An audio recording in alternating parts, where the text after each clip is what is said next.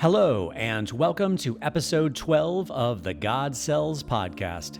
I'm Eric Merola, the director of the God Cells documentary. Today is March 25th, 2021. Today's podcast is a jam-packed conversation.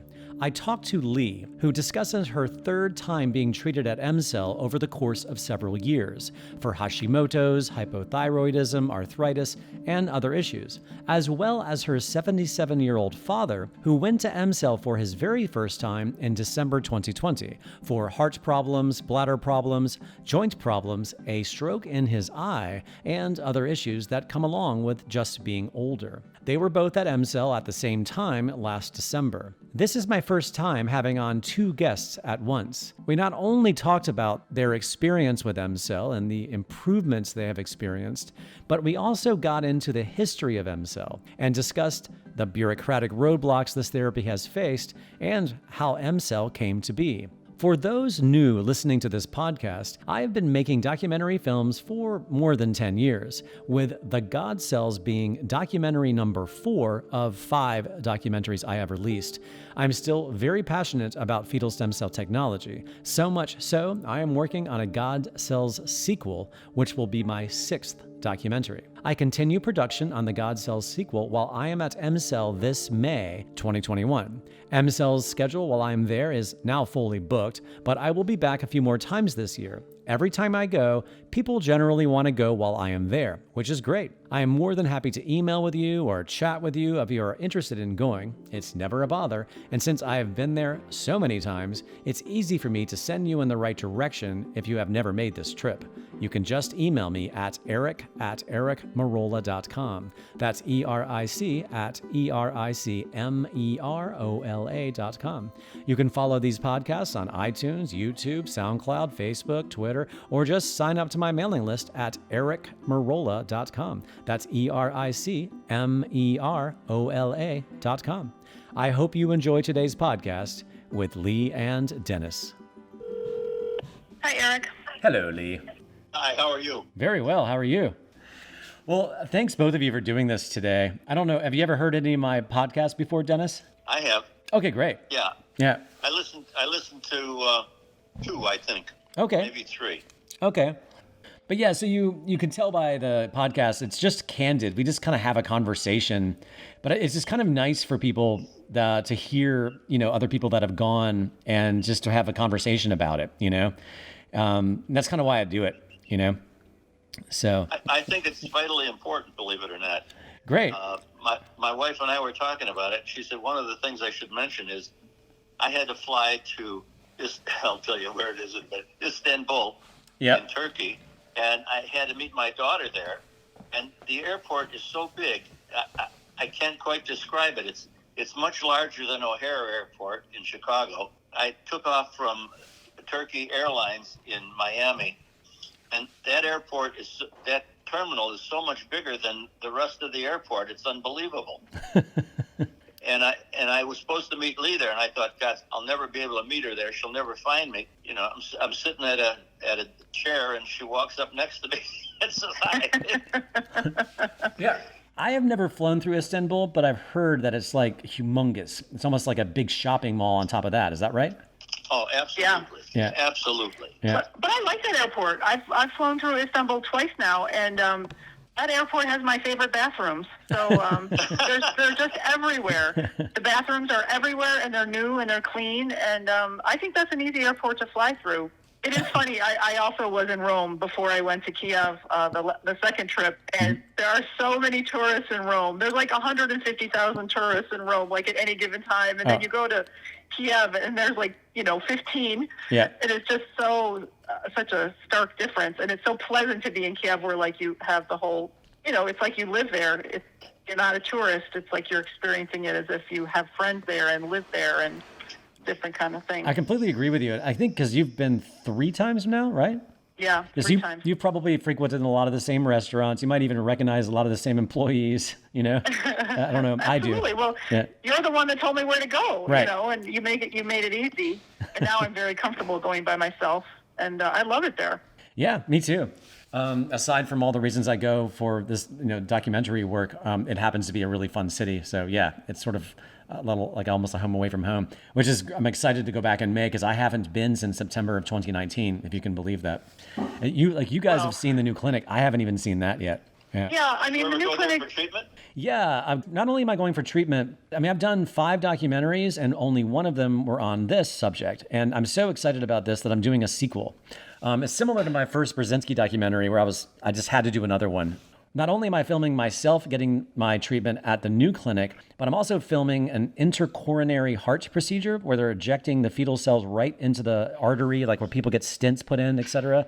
I'm filming that patient. That's cool. Yeah, it's really cool, and it's done under the supervision of these cardiologists that do this procedure thousands of times in conjunction with MCELS doctors, on site. And so that'll be exciting. So to answer your question, Dennis, I'm working on a sequel to the documentary. So obviously, I'm going to stay for 10 days, and I always I try to schedule filming of patients, and because of the first movie.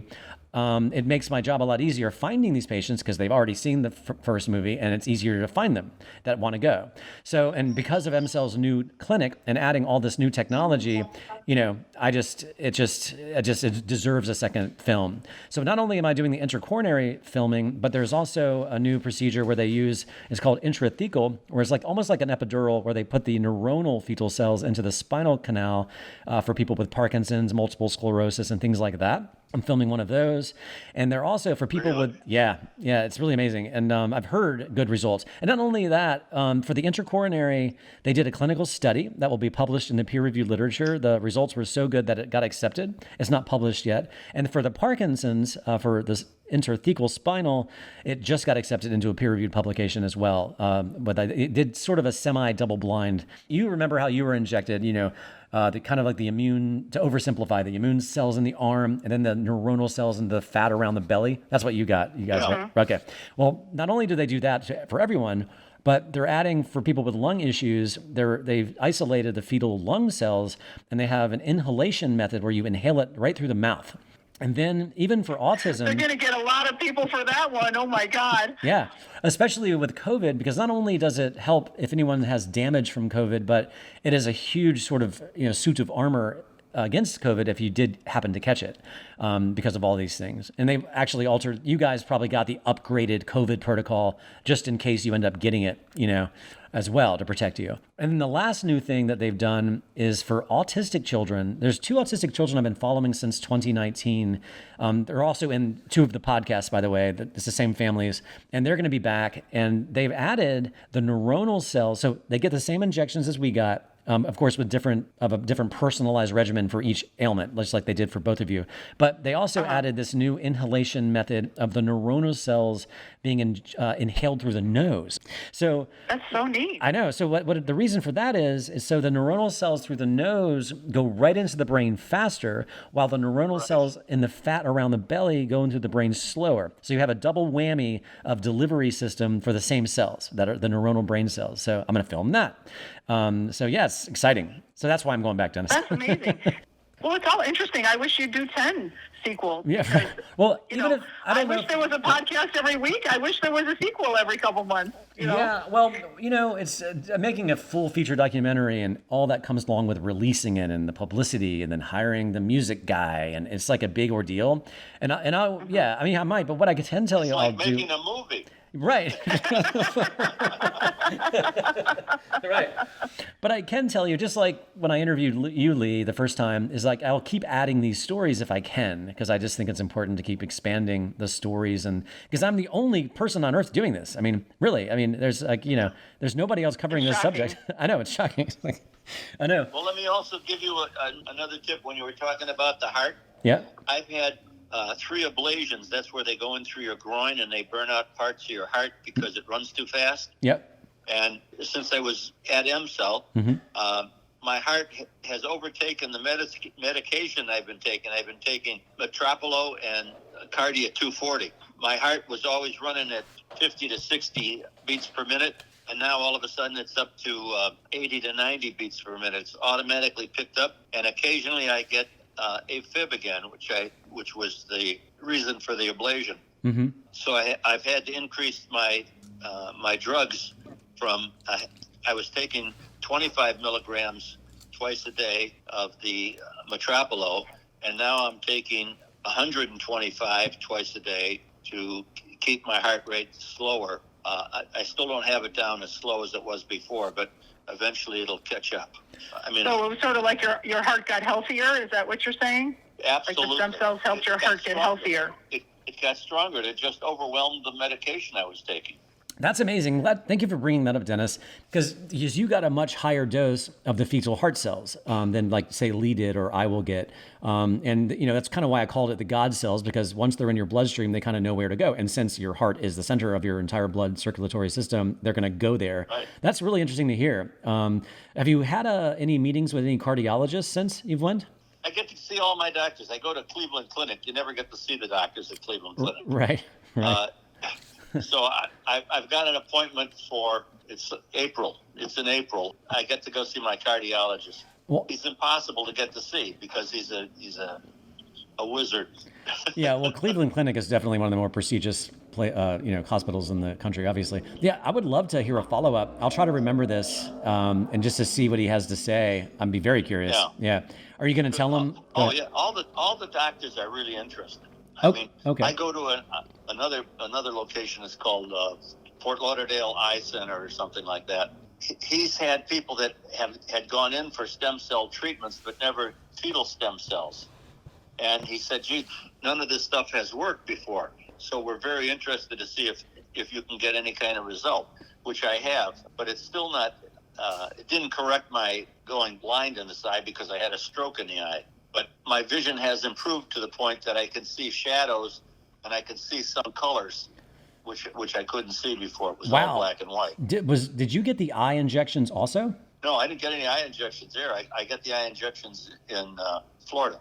Okay. So, but help me understand. So, are you saying that the regular regimen at MCell, since then, you've seen improvement in that eye? Yeah. Oh, wow. It has improved. Okay, wow. That's amazing. Which is amazing. Yeah. Like, he's gained some sight in his eye. Unfortunately, it's not enough to see. You still stumble around because now I'm wearing glasses instead of contacts. Wow. So the reason I brought up eye injections is because I guess they probably felt like it wasn't needed in your case, but they don't inject into the eyeball, but they inject fetal cells around the eye socket in some people. I've actually had it done just because I'm crazy and I just wanted to do it. Plus I'm getting up, I'm almost, they were like, you're almost 50.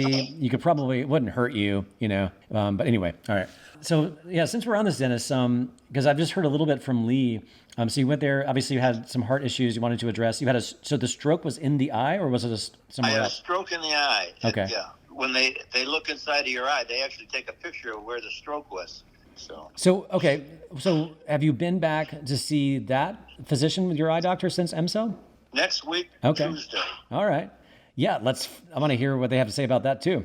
I'm just impressed that his doctors are interested because some of mine could care less. Yeah. They're just so oblivious to it and don't want to know. The ones that aren't doing anything for me, like I still got a bladder problem. Like they don't care. They sent me a prescription for $31,000 worth of catheters so I can pee. Wow. I mean, are you kidding me? $31,000? Can't you cure me for $31,000? Well, I mean, to me it would make more sense, but I mean, and that's just 1 year. Is that Dad, tell Eric about how your bladder changed, though. Like when you went to Kiev, what you had to do, what your bladder hookup was, and like what your bladder hookup is now, and. Okay. When I went to Kiev, I was wearing a Foley catheter. That means the catheter's attached to your bladder. It's got a little balloon, and when they insert it, they blow up the balloon so it won't slide out. Okay. And then I could hook that up to either a bag on my leg or a big bag, which I hung next to my nightstand at night, and then you could go all through the night without having to empty the bag. Okay. But the one on the leg would only hold like 2 cups of urine, so you had to change that gradually, or whenever it would fill up. But when we got back from Kiev, my darling daughter took me to the hospital one night because I had the Foley catheter removed, and I thought I was going to be able to just basically urinate into a pad, and I'd be okay. What's wrong is I couldn't urinate. And well, I talk a good game, so I told him, like, the stem cells will probably heal your bladder, but I didn't say it was going to happen in one day. Like maybe it was going to take a couple months, but he's like, get that catheter out. Yeah, and so we ended up having to go to the emergency room. We spent like 5 hours in the emergency room and didn't get to see anybody, and then we had to come back the next day. Well, help me understand. This was in Florida, by the way. This is after we're back. Okay, so did something go? Hospital visit happened. Did something go wrong where you had to go to the ER? I'm confused. Like, what made you have to go to the ER? Oh, we couldn't get in to see a doctor. Okay. Well, okay, so it's COVID, and they have too many COVID patients, so they can't take anybody else. They have no beds. Okay. And that was scary. It was a whole waiting room full of people that couldn't get in, and we were all turned away after waiting there for 5 or 6 hours and not sleeping. But it was frightening because you could die if your bladder is truly blocked. But they said if he passed out, they would take him if he passed out. I see. So oh my God. After you returned, you just happened to have a blocked bladder after you returned. So let me clarify. Okay. So he knows how well the stem cells could work, and they said that if he kept his Foley catheter in for too long, it would be permanent. Like his bladder tissues wouldn't know how to got it. recover. So when we got back to Florida, he's like, take this stupid, catheter out so that my bladder can heal and learn how to work on its own. But I realized that, we don't know how fast or slow that's going to happen. Right. Right. But anyway, but Dad doesn't have a Foley catheter in anymore. Now he just does Dad, you explain how you do it now. Please. $31,000 worth of catheters in the garage. Oh, right. Oh, so okay. Wow. So you did take the catheter out. But they're like one-time use. They're like one-time use. Okay. He uses one. How many times a day do you use one? Do you use one once a day or 2 times a day? 5 times a day, 6 times a day. Okay. So that's $750 a pop. Wow. But you don't have a permanent bag hooked onto your leg or, a big IV bag of bladder. You don't have like a bladder bag next to your nightstand anymore. You know what I mean? It's like much more sanitary and livable. And I think your quality of life improved greatly. I used to take the catheter and put it in a measuring container so I could see how much I was improving. And as my wife suggested, she said, why don't you throw that thing away and just go stand in front of the toilet, which I do now. Now I just do it with manual catheterization. Right. Well, and it's not been 3 or 4 months since our treatment, so your bladder still might have some healing. You might still have some healing from the stem cells. It's just not been enough time. Yeah. But we like to be honest about how things are progressing. And I also had bladder problems, and the stem cells fixed my bladder problem on my first trip by 2 weeks. Within 2 weeks, what they said was like a permanent bladder problem. It was gone, and it has stayed gone. Wow. So, sometimes you have to catch it early enough. But Dad had just gone through prostate cancer, and he's got a lot of body inflammation from the radiation, and that puts pressure on the bladder. Yep. And so inflammation can really take some time to reverse. But I think it will. You have to realize my bladder was stretched out to the point it was twice as big as it was supposed to be. Right. Of course. Right. Yeah. So I don't know how long it'll take it to shrink it back to normal. I think it's more or less back to normal.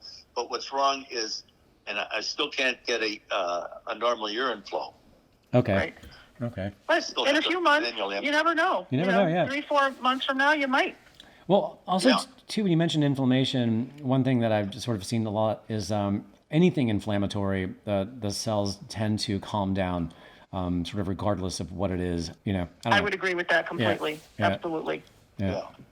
I had like a inflammation, like a cascade. I think that's what they call it, where like you have so many things going wrong all at once. It's like a cascade effect, and it's hard to stop. And I call it sliding down the hill for myself. Like I'm like, oh, I'm sliding down the hill again. That sort of sensation of like, things are starting to go really wrong. But the stem cells always put the brakes on that, and it's such a relief. It's such an amazing healing modality. Yeah. It's ridiculous that it's not available here, but we all know why that is. So yeah. That's a whole nother topic. Yeah. So the fact that you've been there 3 times, a lot of people will ask, Lee, like, why would you have to go back? Why? And of course, the logical explanation, once they understand, that we are degenerating with our age, and then of course, if you have issues, that is sort of like further degeneration issue, and all the stem cells are doing is fighting against that and regenerating. But like, I'm sure you've been asked that question, Lee. Like, what do you tell people when they say, "Why are you going back?" Well, it is a really good question, and a lot of people don't know if the stem cells are that fabulous because I have to keep going back. And I try to explain to them, I'm like, well, I haven't figured out my root cause yet. I said, I don't know what the underlying problem of all of this stuff is. I said, I might eventually figure it out, and then maybe I don't have to go again. But I'm sort of like, I want to go every year for the rest of my life because it makes you feel fantastic, and it makes you feel like your best, most optimal, self. I'm like, who doesn't want that every year? You know what I mean? But the fascinating thing is that I think I have stumbled upon the root cause of all of this. And I just found out maybe a month after I had gotten back from the third trip. And it is mycotoxic mold exposure. Oh, wow. And, I've been sick for about 9 years, but I still go to work. There are some years or months where I'm extremely fatigued and tired, but other times it's better. And I have a lot of different doctors. I've gone to so many doctors, but like my best doctors, like in Texas, and I have to get on a plane to go see them. And I had another doctor in Arizona. And with COVID, it's been hard. You can't I can't get on a plane and go see my doctor. And so I went and found a local doctor that I do respect. He's like, you've been sick a long time. Why don't we test you for mold? And that's always been sort of like in the back of my mind. But I've bought little mold Petri dish things at Ace Hardware or Home Depot, and I've put them in the house, and they always, you send them away and wait 2 weeks for the results, and they'll come back negative. Mm-hmm. And the same, we just moved to a new house a year ago, and I always suspected the old house, because every once in a while it would have like a musty, damp smell, like in the spring. Mm-hmm. But then it would sort of go away. There was a Lazy Susan in the corner of the kitchen that we never used, because every time you'd open the door, you'd be like, that cabinet just always smells funky. Nothing else smells strange, but we'd shine a flashlight in there and we wouldn't see anything. And, we'd shine a flashlight in the crawl space and not see anything. And anyway, the new house, I started sort of getting sick again in the new house. And when they tested me for mold like a week before I left for Ukraine. Mm-hmm. And I didn't have time. The results weren't back. So anyway, they're like, Lee, you have crazy high levels of toxic mold exposure. Oh, wow. And and I was, in a way, it's like, oh my God, I'm so happy to hear that. It isn't that the silliest thing to be so happy to hear that you have mold poisoning? Well, but it's like, oh my God, that explains so many things. Well, to be able to have an explanation for, instead of thinking, am I crazy? Like, what is wrong with me? Well, and my friends are always like, geez, Lee, you go to a lot of doctors, or you're still talking about being sick. And I'm like, I'm sorry that I haven't figured it out yet. But, it's like, I'm trying. Yeah. I have gliotoxin, which is a dangerous mold, or it's a mycotoxin that the mold kicks out. You're supposed to be like under the level of 200, and he said the highest we've ever tested in our office, and he's the kind of doctor that gets a lot of Lyme disease, a lot of mold poisoning, a lot of weird diseases. He's like, the highest we've ever had anybody in our office test is 800, and he's like, and those people are very, very sick at 800. He's like, they can't go to work, they're lying in their bed, like they're ill. He's like, Lee, you are 1,800. Wow. He's like, I don't understand how you're even walking in my office. He's like, you should be in a hospital. He's like, this is a very dangerous mold, and I can't believe you're able to go to work. And I joke with him. I'm like, oh, well, I've had 3 fetal stem cell transplants. I'm like, that's how I'm able to walk around with this dangerous mold in my body. And then I also have ochratoxin A. That one, you're supposed to be under 7, and I'm at 39. But he's very interested in the fetal stem cells, because he's like, you're an anomaly. Yeah. Most people would be so sick. And I'm like, I thought of your story, Eric, with the strep throat, like when you had strep throat right mm-hmm. after one of your fetal stem cell transplants, but it didn't bother you, and you barely even noticed. Yeah. And the doctors are like, you should be a lot sicker than that. And it's because the stem cells are so powerful. It's like, I'm able to get away with so many more, more diseases than I should. But I also tested positive for Lyme disease, and I have all the symptoms for Bartonella, which is a co-infection.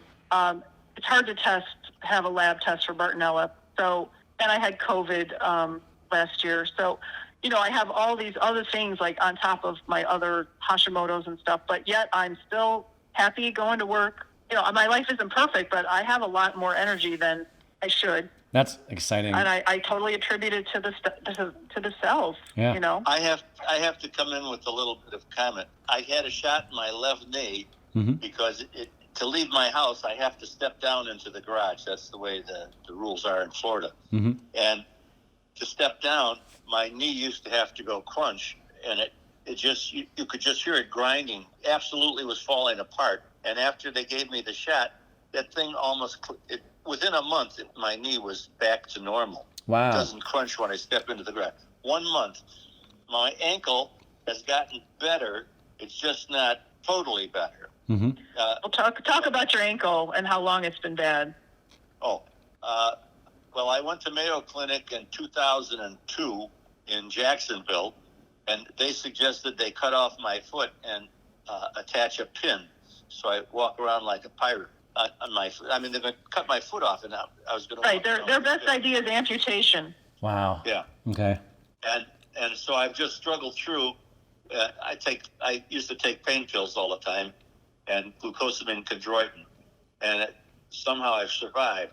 Now that's gotten better, but I used to have a huge black varicose vein on the inside of my calf, on my right foot, and I would say it was approximately 4 inches long and 1.5 inches wide, and it was black. It was just black, and that's gone. It went away. Wow. I don't know why it's gone. I mean, they said it wasn't. They didn't give me anything to get rid of it, but it just disappeared. Well, I mean, it just looked ugly for a long time. Yeah, you're the first person. Years. Wow, you're the first person I've heard that specific thing happen. I do know that the cells, the cells that come from the fetal liver are sort of the foundation of the circulatory system or the foundation of the bone marrow. So one of the side effects or positive side effects of getting this therapy is like sort of a rejuvenation of your cardiovascular system, and it builds new capillaries, makes your existing blood vessels stronger. And it must be, I'm guessing it must have something to do with that because it really enhanced your entire circulatory system. And wow, that's amazing. How many years was that there? How many years have I had that? Yeah. That's probably been ugly like that for between 10 and 20 years. Wow. I've had this big varicose vein. And then something else. Have you ever noticed on old people, they have like black looking ankles because they've got, I assume they're just varicose veins, but they're little capillaries. They're lots of them. Yep. And it makes their ankles look black. Right, and it's sort of from edema, like pooling blood and like, Yeah. The blood isn't like getting pumped back up the leg. Yeah. Mine are fine. My ankles have cleared up. I mean, I don't know why, because I contacted MCELP, and they didn't know why it would do that. I mean, because they weren't really treating me for that. Right. But it did happen. Those are two extra results, and I'm happy they have improved. That's exciting, Dennis. I tell my wife my memory has gotten better. I recall things much more easily. I still say, I still go into a cloud once in a while where I don't remember somebody's name, but I'm just hoping that will come back. My father had Alzheimer's. My grandfather had Alzheimer's. He didn't have it as bad as my father did, but my father lived to be 87, so it probably progressed further. Do you mind sharing with people listening how old you are? Do you mind? Oh, no, I'm 14. Wait, maybe I got that number wrong. How about 77? Okay. You're 77. 77. Okay. Yeah, I mean, I'm sure you already know this, but having hereditary sort of disposition for Alzheimer's, this treatment also ideally will help protect against that. I have not personally met an Alzheimer's patient, but the Dutch woman that the podcast you listened to, if you remember, she met someone whose father. I remember her. Yeah. And that was how she found out it. She said, "Well, wow, if Alzheimer's, it makes that get better. So let me look into this." So. I think it would, absolutely. I absolutely think the stem cells would make somebody with Alzheimer's get better. Yeah, because toxicity is what I believe. It's like total body toxicity. You're at maximum capacity. The body can't handle anymore, and that's just one of the side effects of toxicity. Yeah. You know? And then, of course, with the regenerative power of the actual brain cells being administered to you, getting in the brain as well. And yeah. Well, things get clogged, and as you get sick, you get more clogs, and the stem cells and it's inflammation, and the stem cells sort of let your body detox again. All those toxins can kind of come out of you. Mm-hmm. I think that's sort of why it works. Yeah. I'll give you another example of a little bit of improvement. Sure. In 1978, I was in Holland, and I had gyros for the first time, and I just remembered that. Wait a minute. Why would you eat a gyro in Holland? From the Netherlands, it's like, oh, that's where I got the first time I ate gyros. All right. Well, you had a good long-term memory. I noticed my dad's, even the way he was speaking, it was faster, and like he might hesitate on the first word for just like a split second, and there was less hesitation. And I noticed, and I also thought he got funnier somehow. But I could tell the difference. Well, who can really tell is your wife, Dennis. I mean, how does she pointed out anything that you can recall recently that she said, wow, Dennis, anything like that? I don't say, well, my kids bought me hearing aids because I used to say what all the time. Yeah. I get in trouble now when I say what, but it's not as often as it used to be. But it's like my hearing, I think, has gotten better because I can actually, like in the morning, I get up and I don't put on my hearing aids right away. I go watch TV and I keep the volume really low. Mm-hmm. And it's like I can hear.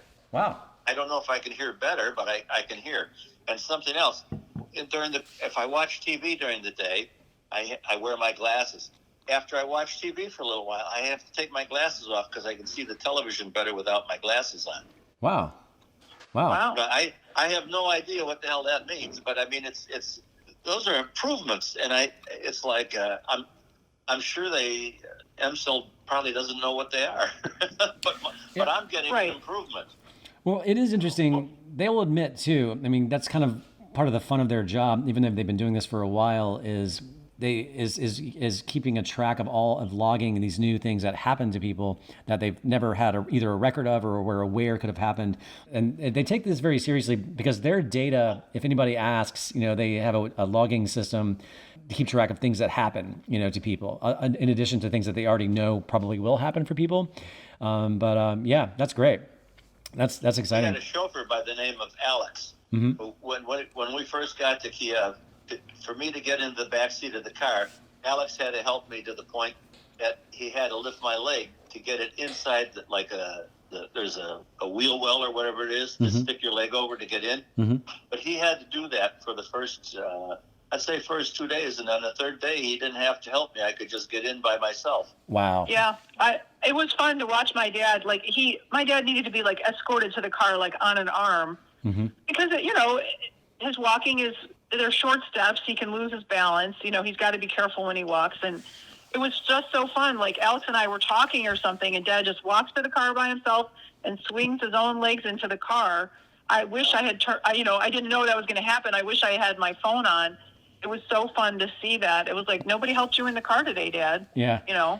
It's fun to see that because you don't even really notice it when it's happening when you're, because you are used to having years of being able to, walk normally. So they did a local injection into the knee, right, Dennis? Yeah. Did they do a local injection into your... That one scared the hell out of me. Yeah. Because they didn't give me any numbing or anything else like that. The doctor who did it looked like a 6'6" Yep. football player. Oh, I know who you're talking about. Yep. Players in Germany. Yep. Big moose, strong, young. And he walked over. He touched my knee a little bit, felt around, and he says, and he stuck the needle right in, and the needle must have been 2.5, 3 inches long. He just shoved it right into my knee, and it's like I was so busy gasping that it was going to hurt that it didn't hurt. Right. But it took care of my knee. Amazing. That's so amazing. So how about the ankle? Yeah. Was that a local injection also, or that was just... That was the local injection. Okay, the ankle. And they said they didn't want to inject it in the capsule because the capsule was inflamed from his previous surgeries and stuff. Okay. They just were going to put it near the ankle capsule, so they didn't puncture it. Okay. Which I thought was interesting too, because in America, like if you get adult stem cells, put in your knee or in your ankle joint, it's like they are putting it in the capsule. Yeah. They're puncturing it, and they're very careful at MCell. They're very conservative. They're like, we're just going to put it near it. And Dad absolutely had great healing from that.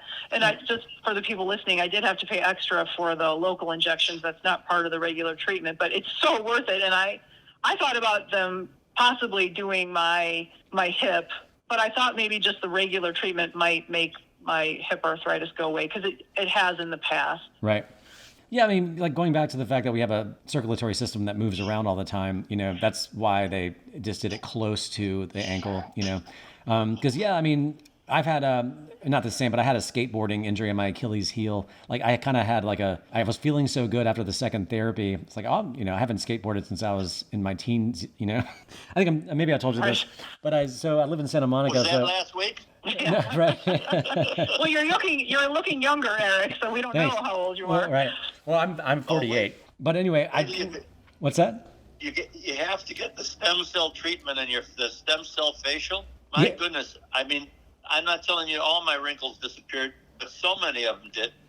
I look about 55. That's amazing. Yeah, that's great. So did you have the injections or just the facial where they sort of paint on the cells? He just had the facial. Okay. Little spike needles. Oh, you did have that. Okay, great. He did the regular one.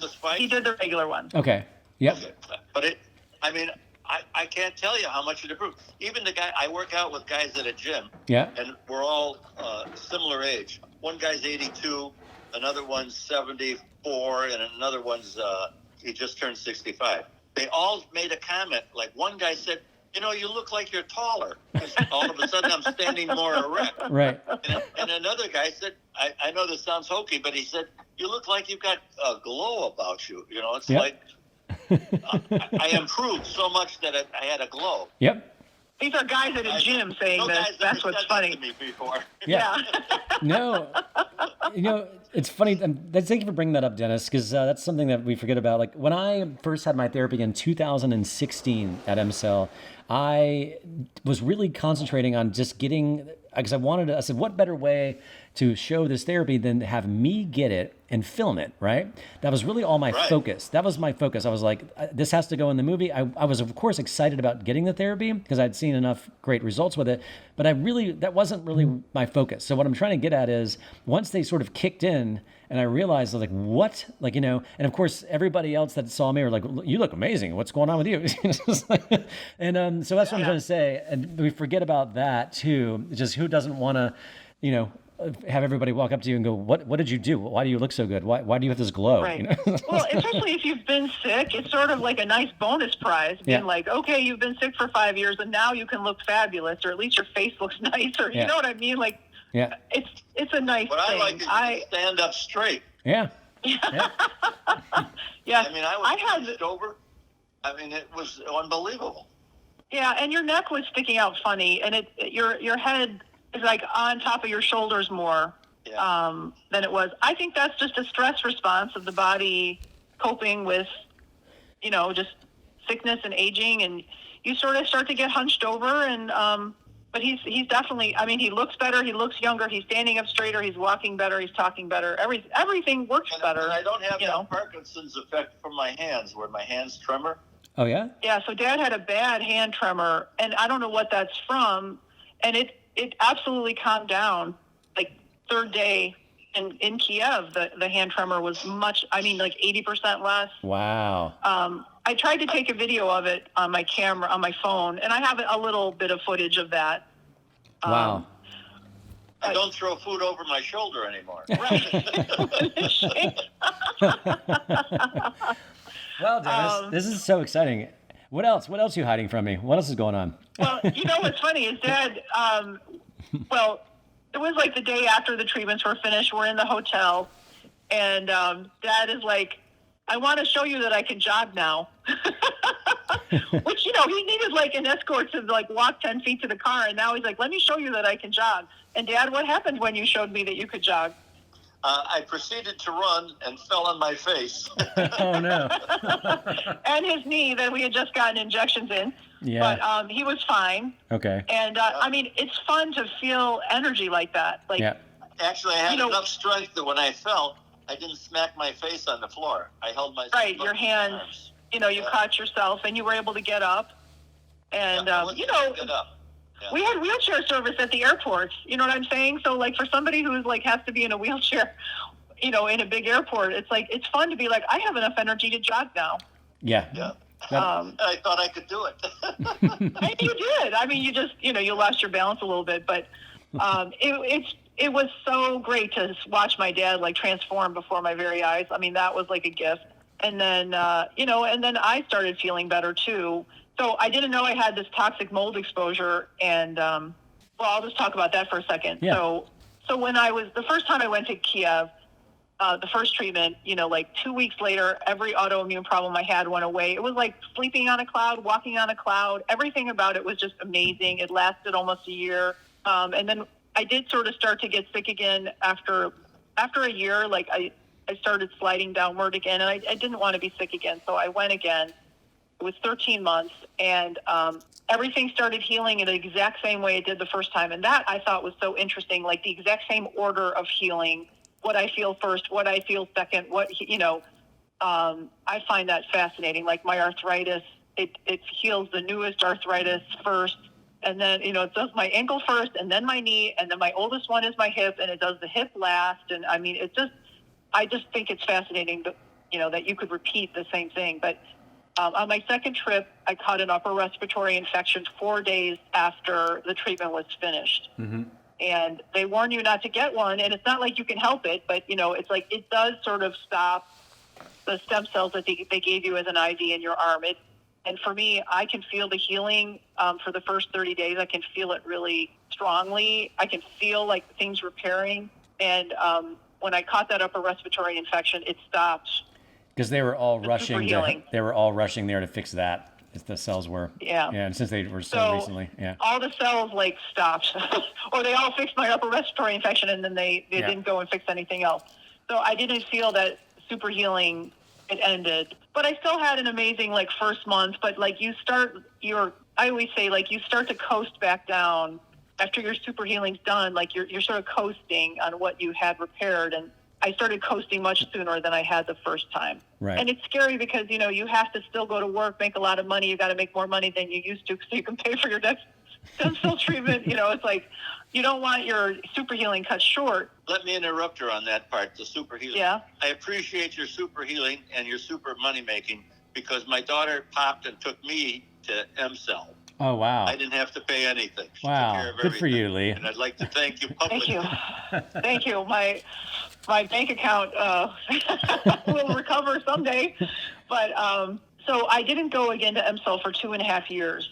And I probably should have gone sooner, but there are things in life where you decide it's like, well, we want to, move and buy a house. We want to remodel it. We want, there's some things that like, this is the time to move, and you can either have the house or you can have stem cells. It's like, yep. Okay, I'll take the house. Now that I have the full picture, I kind of think I was living in a moldy house for 9 years. Wow. And I was very proactive about doctors and reading books and watching videos. And I mean, I'm on every medical, forum. And I mean, I'm actively trying to figure this out. And the mold thing did not occur to me. And I want to tell other people that are sick because I've just started learning about it. But it sounds like a lot of people that have autoimmune problems, they think Hashimoto's disease is caused by mycotoxic mold exposure. They think anybody with Lyme disease or Bartonella, Babsisa, they think people have already a mold exposure or a mycotoxic mold exposure underneath the Lyme. They said almost everybody with Lyme disease has the mold problem.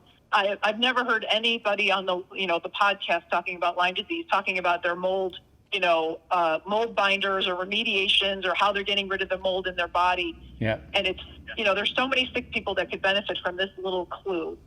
Yeah. And I feel so much better.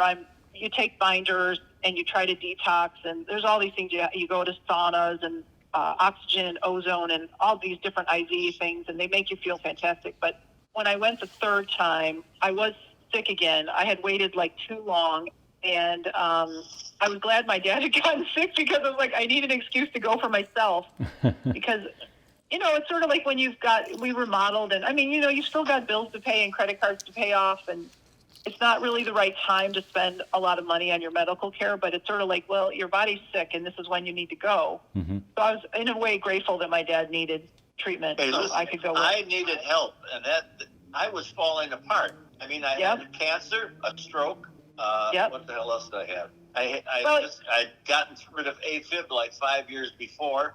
I had 3 surgeries on that. Yeah. I mean, it's like... You're having trouble walking. I mean, it's sort of like you got to catch it or you're going to slide too far down the hill. At a certain point, it's like you have to go when you need it. Otherwise, you're going to get too sick. Absolutely at the bottom. So thank you for hitting bottom, Dad. Thank you for... And it's funny, but you bounced back in a big, big way.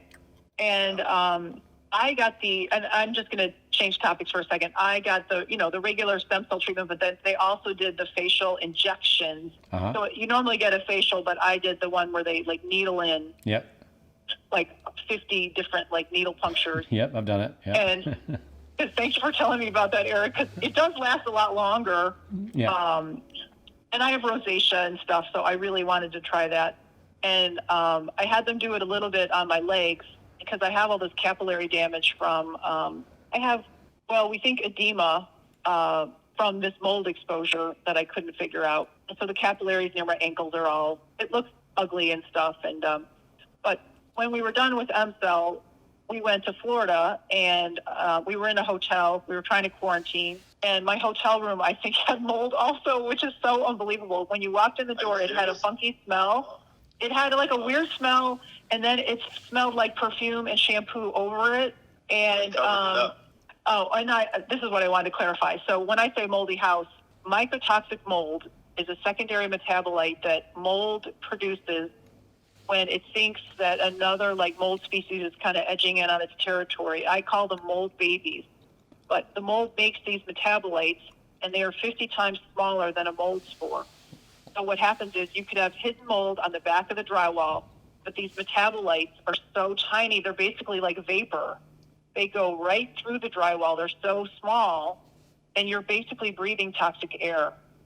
And they think that like 25% of the population cannot detoxify these metabolites. They think that 75% of the population can just pee and poop it out, or you breathe it out, or you sneeze it out, or you cough it out. But the 25% of the entire population of the world does not possess the genetic ability to detox mycotoxins, and they just accumulate in the body. And they cause like a million weird symptoms. They can cause hand tremor. They can cause heart palpitations. They can cause skin rashes, neurological problems, anxiety, depression, memory problems. They can hurt your kidney. I've got wrong with me. Yeah. Well, and I've been thinking the last few days, I'm like, my dad had black mold. When they remodeled the kitchen, they had black mold behind the sink, and they got it remediated. But it's like, well, maybe there's one more spot that they missed, or maybe there's mycotoxic mold from that he's been exposed to, and we didn't know, Wow. So some of my dad's problems could be this problem too. Well, let me ask a quick question. Have you ever seen, there's a guy named David Asprey. He's the inventor of the bulletproof coffee. He did a documentary on this. I think it's called Mold. Have you ever heard of this? Well, I think I watched that movie, and that's when I went and bought those like Petri dishes, like at the hardware store, and tested my house. But they came back negative. Right. But the problem is they say that those hardware level tests aren't that great. So I've hired a professional remediator. Anyway, I just want people to know that like when I say moldy house, it's like there is nothing to clue you into the fact that it's moldy. There's nothing visible. You really have to be like a detective, and it's worth it to hire like a mold expert to come and test your house. But especially if you've been sick for a long time, especially if you have a lot of autoimmune diseases, especially if you have Lyme disease, and you can test your own body. I guess my doctor, I went into my doctor's office, and I do like a monthly sauna where they sort of close you in like a box, and only your head is sticking out of the box. Like it's a hot sauna, but your head is sticking out. And the new thing is they pump ozone in the sauna, and I do that, maybe every 2 months. It makes me feel good. It helps me detoxify. And because I had done that treatment, he's like, why don't you here's a urine kit, like pee in this cup and we'll send it into the lab, tomorrow morning, first urine, pee in the cup. And that's when I got my test results back. But he said normally if we were testing somebody for mold, we would try to provoke it out of you much more so. So I guess mold gets stuck and you have to really provoke it with like ozone or saunas and all these different things. So he's like, there's probably even more mold in you. So that's you want me to send you some of these decatheters? You could poke it in the eye. Thanks, Dad. Wow. Anyways, but if it wasn't for M-cell, if it wasn't for the fetal stem cells, I wouldn't even be standing upright. You know what I mean? Like, there's no way I could have lived in a moldy house for 9 years had I not gotten these treatments. And it stresses your adrenal glands like crazy. And I think that's also part of the thyroid picture, which is to have a working thyroid, you need working adrenal glands. And one of my problems is that I can't take my thyroid medicine. And people are amazed because my adrenals are just too weak. It puts too much stress on my heart. And I get a lot of calls from people, Eric, that, you patch them through to me that, they don't want to take their thyroid medication and they want to know all about, like, how am I getting through life without my thyroid medication, even though I have holes in my thyroid that they can see on an ultrasound. And I'm like, it's the fetal stem cells that are allowing me to do this, Wow. But I would like to take my thyroid medication. I just, haven't been able to. But mold is one of the reasons why, if you're having trouble with your medication, that it definitely can be one of the reasons. Wow. Yeah. Let me mention one more thing. Yeah. M-Cell has got a facility that is so exquisite. You should just go see it. Just stop in there. It's just beautiful. It's white marble. Yeah. I was in the marble and granite business. Yeah. And believe me, they did one hell of a job, man. Yeah. It's very beautiful. Yeah, because Lee saw the original one, or the one from the original movie, and yeah, they've been working on that for over 5 years. I mean, that wasn't, obviously, as you can tell, they built that building from the ground up. I mean, they bought a plot of land and built this thing from the ground up, over 5 years. I mean, the old one was nice too. I mean, I had no problems with the old one. There was nothing wrong with the old building. Of course, yeah. Obviously now they're FDA. You say all their equipment is like FDA level. Well, that's part of the plan. It's a slow process, but aside from all the things I mentioned earlier in our talk about all these new techniques of a delivery, that was one of the reasons why they wanted to upgrade to have, so it's a little bit better than just a simple outpatient clinic where it has sort of almost like the surgical style rooms available and all the proper equipment for that and the trained personnel for that.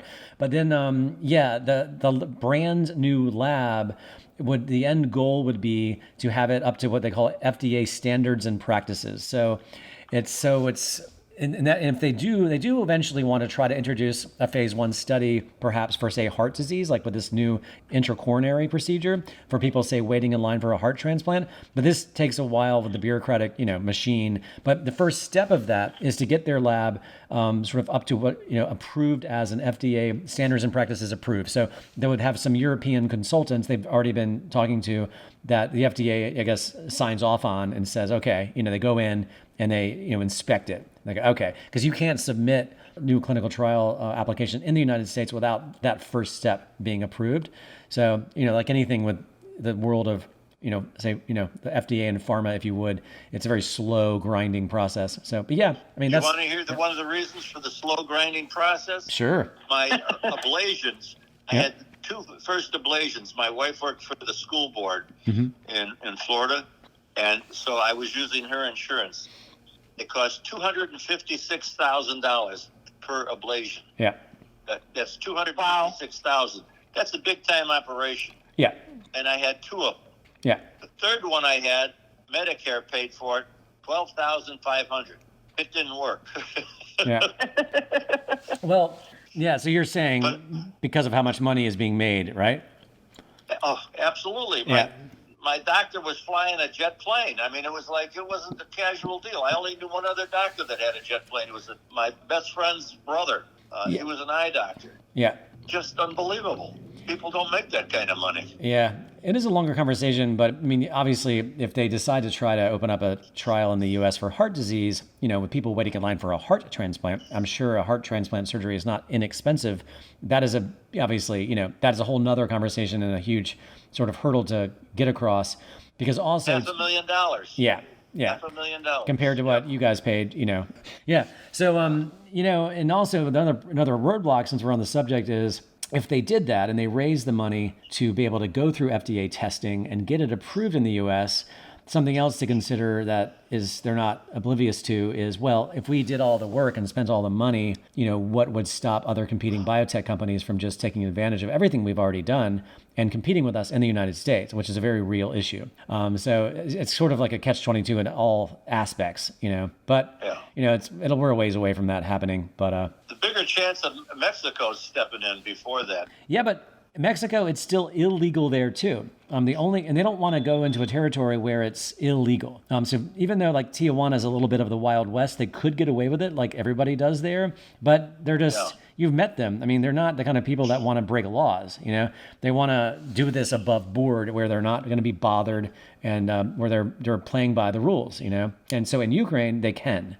Because it is regulated and legal, and I don't know if you know the whole history about. Well, I think you should tell everybody the history because I think that's the one thing that people don't know, Eric. I know it, but you should say the story. I'll say the story now. Sure, I've said it in many other interviews, but I realized I should go into it deeper in the follow-up documentary. But the short of it is they found out that, like, women who had donated their bodies to science, that male chromosomes were found in women who had given birth to male sons in their life. So when they died at whatever age, the autopsies and the donation of science, whatever that entails, studying these cadavers, they found male chromosomes in the hearts and in the brains and other parts of the body, but hearts and the brains specifically. And then after more digging, they realized, this woman was diagnosed with a congenital heart defect, and it appears that it had been fixed during her life after she gave birth to her son. And then same thing with certain things in the brain. And then there's more and more reports were, reported that like women with multiple sclerosis that had gotten pregnant, the symptoms would subside, and that was like a very weird anomaly. So what I'm saying is there's enough data after decades and decades that like there's something going on here where these cells are leaving the womb and protecting the mother host, which makes perfect sense from a biological standpoint, right? And then so the only people that really grabbed the bull by the horns on this were these Ukrainians that were the original founders of MCell. And so they started researching and testing this in animals. And they were doing this for a while, like I think even starting from the late 70s, but definitely into the 80s. But then, and they were ready really to start moving into humans, because they're like, this is completely safe. They had to figure out what time of gestation, which for a human is 7 to 12 weeks, end of first trimester, where you wouldn't have any kind of immune response or a rejection in the body, because that's the first concern everybody says, like, how do you know these cells aren't going to just get kicked out of you? Well, first of all, the fact that neither one of you or me, I've had it 4 times, I'm on my 5th, we've never had a huge raging infection and fever, which would happen if you had an immune response. And even when you get a vaccine, you get a smaller immune response. We know what that feels like. It never happens. In fact, you feel great after this cells. So anyway, the point is, when Chernobyl hit in 1986, I believe, in that region, that's when the floodgates opened, because it was such a tragedy. And so you had all of this, all of the regulatory sort of roadblocks were lifted. So these scientists sort of right place, right time, this was their open door to move to the next step. In fact, their first, I do talk about it at the end of the film, but I don't go into this detail I'm going into now. But if you remember at the end of the God Cells, there's a Skype call with 2 parents and a child who's now an adult who has his own wife and child. And he had aplastic anemia, which is bone marrow failure. And what I did not mention in the movie, because there's just so much information in the movie, but I did mention in the movie that this was the first patient they had ever treated. But what I failed to mention was the reason he had aplastic anemia or bone marrow failure as a small child, I think he was 7 or 8, was because his parents bought milk from a radiated milk farm that was exposed to radiation from Chernobyl. And that destroyed his bone marrow. And so they tracked this kid down. They were like, we're ready. And plus they were also... it's a longer story, but there was even Americans coming from America with fetal liver cells trying to treat people from this Chernobyl disaster. But anyway, that's sort of another point. But so these guys found this kid. They were like, okay, we know what these liver cells do. The foundation of the bone marrow, the foundation of the immune system and blood circulatory system. We know what they can do. Then they found this kid with bone marrow failure who was living off of blood transfusions, waiting for a bone marrow transplant. So they talked to the parents and basically said, we'd like to treat your child with these liver cells. They didn't really fully explain to the parents what exactly they were doing, but the parents did not care. They just, whatever, if you can save our child, great, So they injected this child with the liver cells only. You guys got, and I got, the whole kitchen sink, the whole human system, basically. They only gave the liver cells to this child. And then in 2 weeks, the child did not completely recover, so they hit him again 2 weeks later. And then shortly after that, complete cure of bone marrow failure, aplastic anemia, complete cure. Amazing. Yeah, and that was their first human subject by just and it lasted the rest of his life, and he never needed another treatment. No. So just think about that. I mean, we know how, if you've ever heard, I'm sure you've heard of a bone marrow transplant or even met someone that had one. I mean, they have to transplant your bone marrow. They bring you to the edge of death. They destroy your immune system to hopefully your body doesn't reject this thing. And all they did was give this kid 2 shots of liver cells and it cured him. And then once the regulatory Ministry of Health saw this and they presented this, how could they say, no, you can't do this again? So they just kept moving forward. And basically they started in a tiny little 1-room hospital in a state hospital in Kyiv. And you can find an old BBC documentary from the 90s where they went there. The BBC went there. You walk in and there's like old school Ukraine kind of communist era. And so you finally get to this little M-cell room where they're treating people with fetal stem cells. So that's where they began. And so that now you saw that building you were in, I mean, kabloom, So, and so that's sort of like the short story history of how this came about. And like, what's cool about it is it's sort of like everything that's scientific advancements. It's sort of like one thing leads to another that leads to another. And there's a lot of happy accidents. And this was sort of like one of those things. But the most beautiful part about it is that people that doubt it, once they understand that this is based in centuries of human evolution, like that we can prove that these cells do leave the womb at a certain time of gestation and do protect the mother host. And people might say, well, that's genetically similar. Well, not necessarily, because there's a different father than the mother, and that son or daughter cannot grow up to necessarily give that mother a kidney transplant, for example. There's not, this is a genetically different, biologically different human growing in the womb. So, it all just makes perfect sense scientifically. And so these guys just harnessed that and just honed it and made it hum, So, yeah. Right. Yeah. Well, Eric, there was one more part of the story that you told me that this is, to me, the most compelling part. And maybe it's not to you, but you had said that, they had figured this out while they were still under communist rule. And when the Iron Curtain fell in 1991 and Ukraine becomes its own country, is that right? Okay, that's a good detail. So because they were independent Ukraine, that also helped. So they were not under under the umbrella of Russia, and they're not under the umbrella of Europe or European Union. They are independent. So they can make their own regulations without worrying about Russia or Europe because they're an independent country. Right. Even to this day, people still think it's Russia. One of the co-founders of M-Cell, in order to get this approved, he realized, because they were smart, like you had one kind of genius scientist, they're both doctors, but the other guy was just good with bureaucracy, even though he was also a doctor and a scientist. Which one, Smigadoop or Karpenko? Smigadoop was the original founder of this, and then Karpenko was the one that went into went to the Ministry of Health. So he actually just got a position at the Ministry of Health to help write the regulation. Instead of dealing with presenting stuff, he just became a part of the Ministry of Health because he had all the credentials to do so.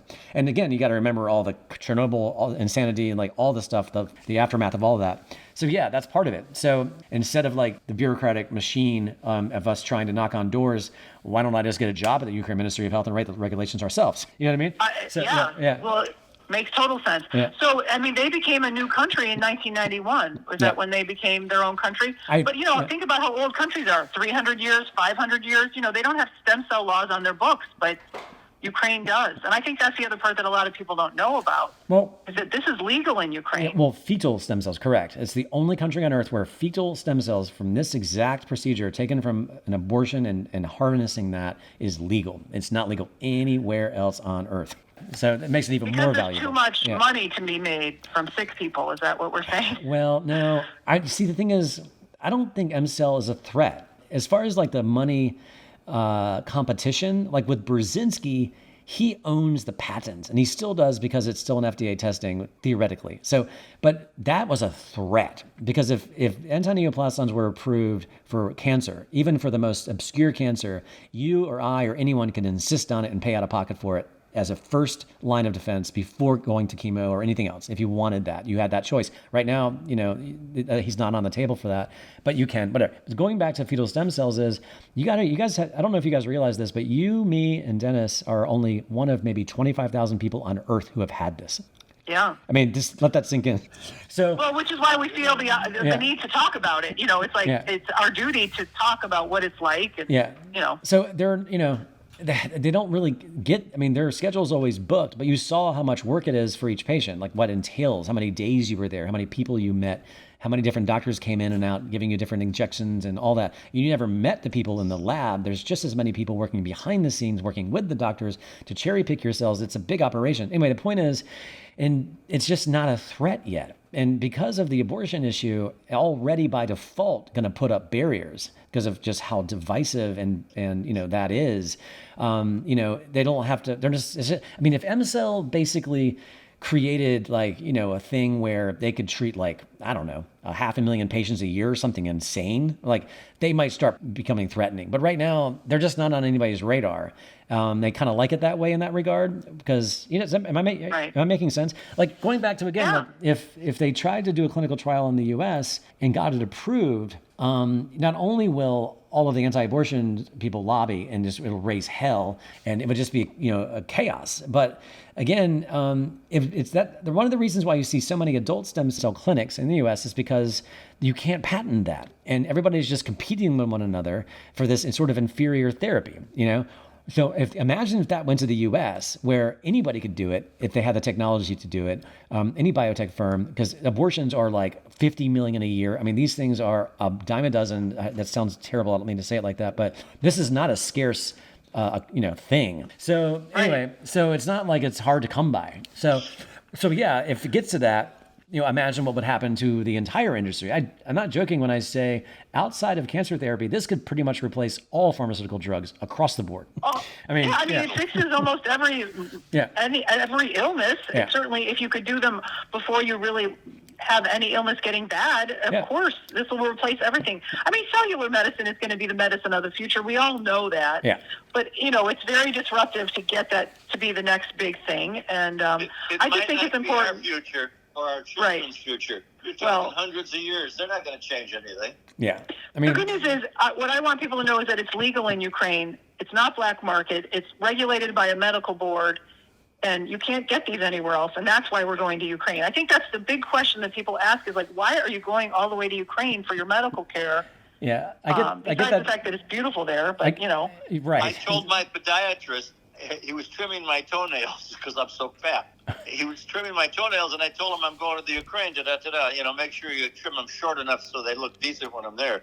And he says, we do stem cell therapy here. Yep. Thank you for bringing that up. And I can't tell you how many times I've heard that. Podiatrist, hey. Well, that's the thing is that people hear the word stem cell. I love using this comparison.